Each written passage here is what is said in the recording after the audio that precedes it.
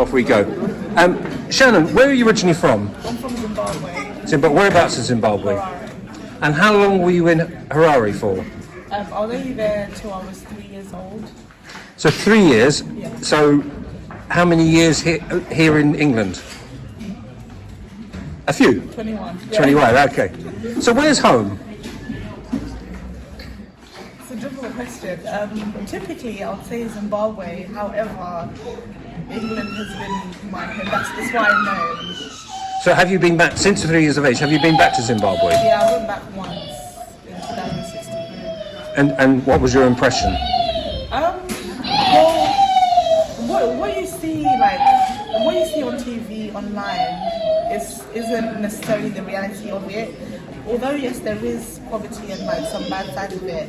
However, there's a lot of fun, a lot of like when I went there, I was actually shocked to see like mansions. The mansions that we see in like England or America compared to like Zimbabwe, like there are some big houses. Like you see like someone has a house on top of like a huge hill that looks like a mountain. Like people have like these crazy driveways, and then like you can literally have fun anywhere. I remember we went out to like this kind of like bar place, and whereas like here people get dressed up, wear heels, do their makeup, they're like you can just go like the way you are, wearing whatever you want to wear, and you have like loads of fun. So if we went to your house, is there anything in your house that somebody would say Zimbabwean lives here? Flag? That's it. I've Yeah. got a flag. Yeah. Why? Why have you got the flag? You proud of the flag? Oh yeah, like I feel like the flag kind of like symbolizes most things that I know have the Zim flag, which is like, and it has to be the original flag, can't just be any flag. So which is like this big like cloth. You don't have to hang it up or like wear it or anything like that, but just having it in the house kind of like symbolizes being a true Zimbabwean. You know what I'm saying? I'm going to swing round. Italy. Yes. And can people speak up as well, please? Because it's a. Tell me about Italy. So Italy. Describing it from our perspective, it's a place where. How do I even start? So it's like compared to the UK, in Italy, there's so many different. Obviously, there's so many different things you can do. You can think of. There's so many different foods. But the one thing I learned when I was in Italy is. It's sorry. That's okay. Alright. I think one thing that symbolizes Italy is the community around us. Because there are many things that happened when I was in Italy, and the way the community just stood up just to be around you and support you when you actually needed the support.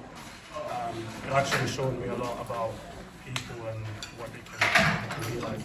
So whereabouts in Italy? So I was born in Modena, and for 5 years I lived in Reggio Emilia, which is not too far from Modena, but it's still far if you think about it. So, When's the last time you were in Italy? the last time was 2018. Okay. Could you ever see yourself going back to Italy to live there? Definitely. Why? As much as I've been here 6 years, and you could say maybe I got used to being here, I still class Italy as home. So I'm just here to, get the best this country has to offer for me, and that's on top of myself. Okay. Sir, which country? From Ghana. From Ghana? Yeah. Okay. Firstly, how many languages do you speak? I speak 3 languages. And what languages are they? English, Twi, and Fanti. Okay. And whereabouts in Ghana are you from? I'm from the eastern region. Okay, which so is, paint a picture of the eastern region and the town you're from. okay. When we say you are from where you come from, that is probably where your parents originally were from. That is the eastern region. But where I grew up was the western region, which is called Accra. It's one of the cities, capital cities in Ghana.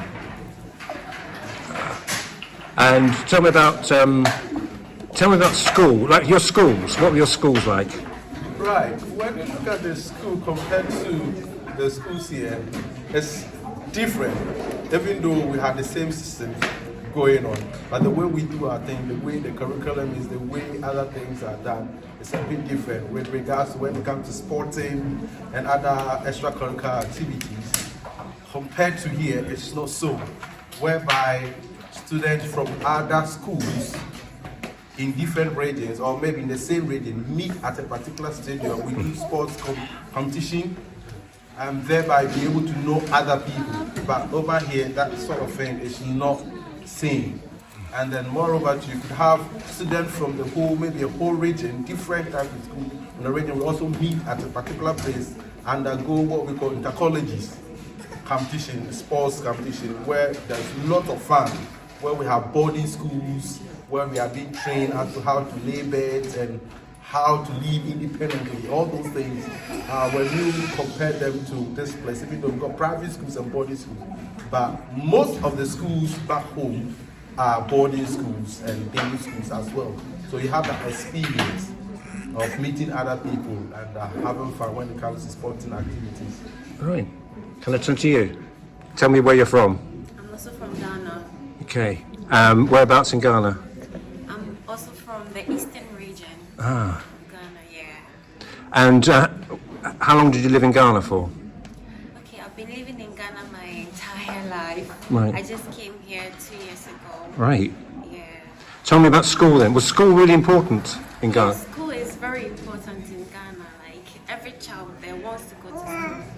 No matter how should I even say it, it's something we have cultivated. Every parent wants their child to go to school and have some sort of education for the child. When I meet people from Ghana and also think of my own background as Irish, and when coming to England, education and aspiration, ambition, really, really important. Would you say that's important here as well?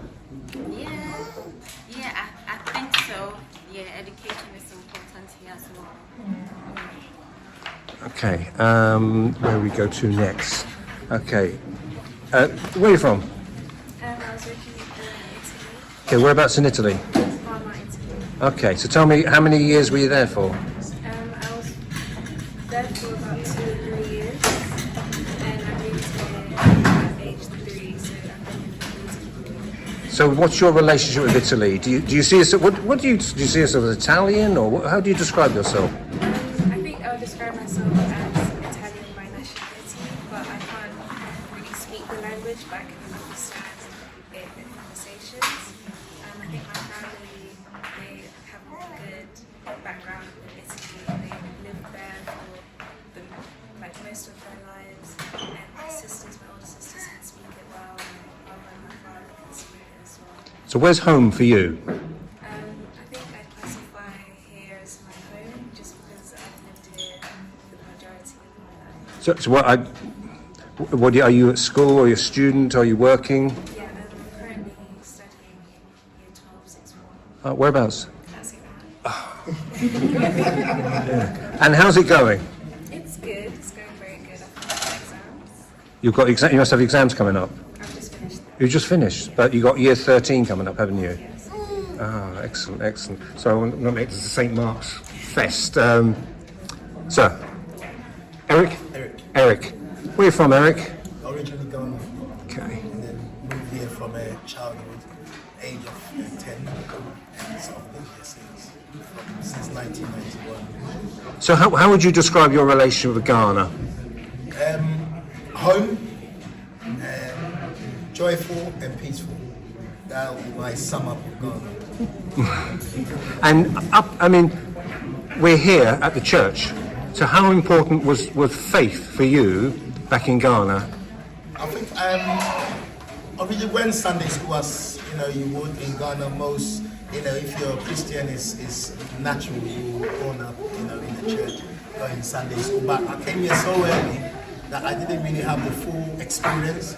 But that experience was more, the faith was coming more here, more than Ghana, because I think at 9 years old, it wasn't, you go to the normal church, Sunday school, but you won't feel the full impact until later on in my teenage years, and then after teenage years, in my mid-20s, is when I really found Christ properly as a committed. And why is that important?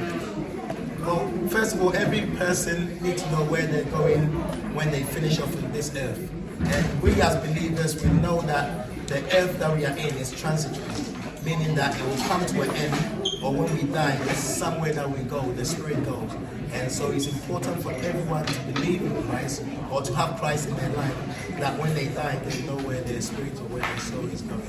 But also, do you see your church, your community, as very much part of the Harlow community? Most definitely. I mean, the activities, we just had the Queen's celebration just went past. We had a joint service with St. Paul's, which is the Church of England next door. And it was a joint community service, in not just in celebration of the Queen's Jubilee, something that we do continuously every year. So that shows the community, in Harlow here, where we can all come together and work together, especially for the one faith. And wasn't the church recently up at the food bank? Didn't you make a presentation there? Yes, we did. We've done a number of presentations. Last week in particular, we did one for Harlow, and we also did one for Colchester. It's something that, as believers, what Christ did as an example to us is what we try to imitate. And Christ shows love and always provide for the needy. So for us as a church, we find it very important that we also cater to the need of those who are very much in need at all times. Thank you very much, Eric. Come to you now. How you doing? Where are you originally from? Sorry, what was that? Holland. Holland? Yeah. Okay, whereabouts in Holland? Utrecht. And how long were you in Holland for? So I was there for about 2 years, and then I moved here. Okay, so do you have relatives, family back in Holland? Yeah, my grandmother and my aunties live there. So does my uncles and cousins and stuff. And have you been back? Yeah, I have. I went back in 2019 actually. And so how long have you been here? So currently, when after I moved, from 2006, I've been here for 15 years. Yeah. So where's home? I would probably say, judging by me being here for so long, I feel like I've become accustomed to what things are done here, but there's just something about Holland for me because I'm from there, so every time I go there it always feels like home to me as well. Excellent. Is there anything in your house that people would go to saying, is there somebody Dutch here? Is there something Dutch at all? Is there anything there? Well, we don't currently have a house in there anymore, but usually my family always goes to my grandmother's house, and we've still got our bikes in the back garden. I think that's something that symbolises Holland in general, because cycling is something that's nature there. They have cyclist roads as well, so I feel like they're really privileged in that area. So yeah, I think that's one thing that I would say. Hello. Where are you from? Holland as well. Ah. So did people? Are you related at all? Or what's so tell me, whereabouts in Holland are you from? Amsterdam. All right. So again, my first year geography lesson. Tell people about Amsterdam. I would say it's very eco-friendly. It's also a very cool city. Tourists, the food is amazing, and plenty of cultures. So I do like it. Okay. And when's the last time you were there? Last year, last summer. All right. Okay. That's great. Who have I? Here. Sorry, let's go here. Sorry, you're so close to me here, so I do apologise. Where are you from? Originally from Ghana. Okay. But, yeah, born here. Born here. Yeah. So is there family back in Ghana? Yeah. Both mother and father's family. Okay. Yeah. And when was the last time you went? 2014. 2014. Yeah, but I lived in Ghana for 2 years, 2.5 to 3 years. Yeah. From the age of 16, and I came here when I was almost 19. Right. What part of Ghana? Kumasi. Right. Yeah. And where? Naturally, in my news item, these will all be on maps. There'll be pins on maps. But whereabouts? Tell me about that area, district, place. Well, my parents' house is in Kwadaso Estate, so that's where I lived. I lived with my father's family, but then I moved over to his sister's house, which was in Menchia Palace. That's a big area where everyone knows where the king lives in Kumasi. Yeah, so majority of my stay was there. Right. When I interviewed the 3 Hungarian women on separate occasions, we got round to the subject of food. And what would you expect to go, if you went to a Ghanaian person's house for dinner, what would you expect to eat? There's so many foods. So in many, Ghana. yeah. But actually, funny enough, my auntie had a chop bar, which is like, here you'll say a restaurant, but Yeah. she had a chop bar. So all types of foods. There's fufu and soup, there's rice and stew, we have so many different cultural foods, so yeah. And a lot of people I've mentioned from Ghana. I did a previous interview with Hertie, who runs Community Embraces from Ghana. Is there a big Ghanaian community in Harlow? There is, yes, there is, definitely. Any idea how many people? I couldn't quite tell you because I only moved to Harlow 3 years ago. Right. I used to live in London, so. But I have met a lot of Ghanaians, not just through the church, but outside of the church as well. So there is quite a big community. And do you think you can spot, sometimes you're abroad, if you're English, for example, and you can probably spot somebody from Newcastle, without them even speaking, somebody's a Newcastle or Yorkshire or Devon. Can you spot different people from different parts of Ghana saying, I know where you're from? Yeah. I think sometimes you can just tell when someone's Ghanaian. Yeah? Yeah. Excellent. Sir, where are you from? Ghana as well. Yeah. And we brought up in Ghana? Yeah. Tell me about your Ghana.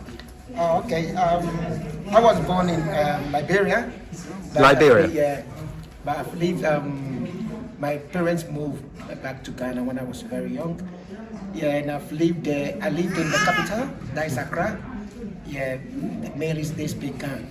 Yeah, and they have nice beaches as well and good hotels.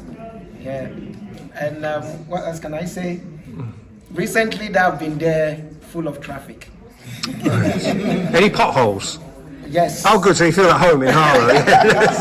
Every time your car goes down, when you say, "Well, I could be in Ghana." Yeah. And even recently on Facebook, I realized that one area called Agbebroshi, that is one of the third most toxic area in the world.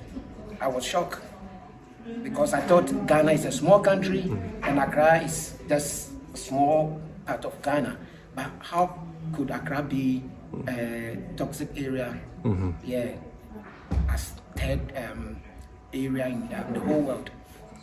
Yeah, I was surprised. Okay. Yeah. I think you're the only person I haven't spoken to. Is that right? So, just yourself. Then I'm going to do a sum up piece with Eric. Just a few more questions about where we're here. Where are you from, sir? So I'm from Amsterdam. Right. In Holland as well. Yeah. Okay. And how long were you in Amsterdam for? Just under 9 years. Right. Before I moved to Harlow. Yeah.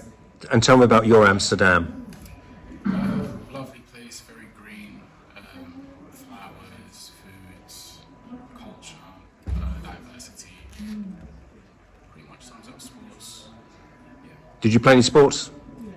Quite a few: football, basketball, athletics, 100 meters, javelin, shot put, tennis, badminton. So which sports didn't you play?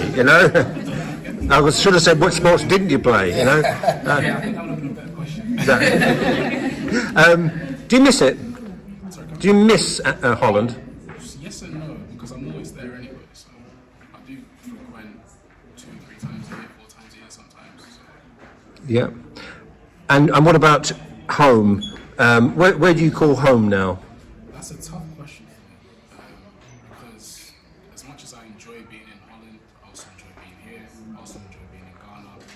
So I don't think I can answer the question. Everywhere's home. Yeah. And how about you? Is everywhere home for you? And I mean, here we'll go back to where we are now. Why is this, where you come here on a Sunday, why is this so important? It's so important to me because that is where I'm able to. I know God is everywhere, but that is where we're able to fellowship together.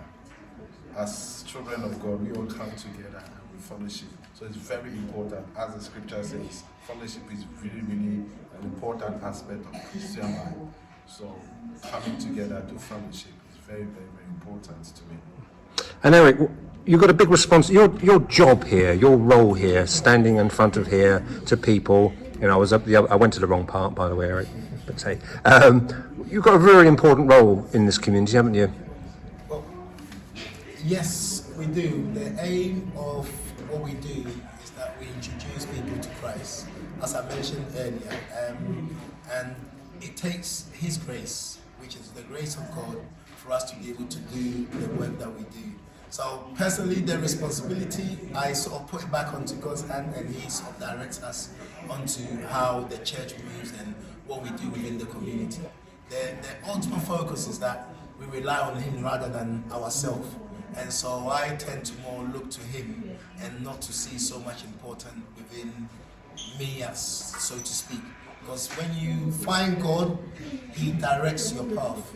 And the same way with His church, as our elder was just saying, as a community, when we come together and we fellowship like this, it's God's presence that directs us. And therefore we allow Him to be the ultimate leader of everything that we do. I want to say thank you. Also, it is a command that we should not forget meeting together. Yes, so it's very key in our Christian race. Okay. I'm going to swap over here just to finish. Sorry. For example, your year. Sorry to finish at St Mark's, but. Do you think you'll leave Harlow? I think yes, I will. Why? Since I've been here for the majority of my life, I'd like to venture into another environment, so maybe I could develop and grow as a person and leave behind what I've known for so long. And do you think you may come back at one stage? Yeah, definitely. Okay. I'd like to say thank you very much to everybody. I'm just going to pan around for your time, and this has been an important historical document. You know, when you do things like this, and I'd like to think that people look back on this, and as a historical document when Harlow is 100 as a new town in 2047.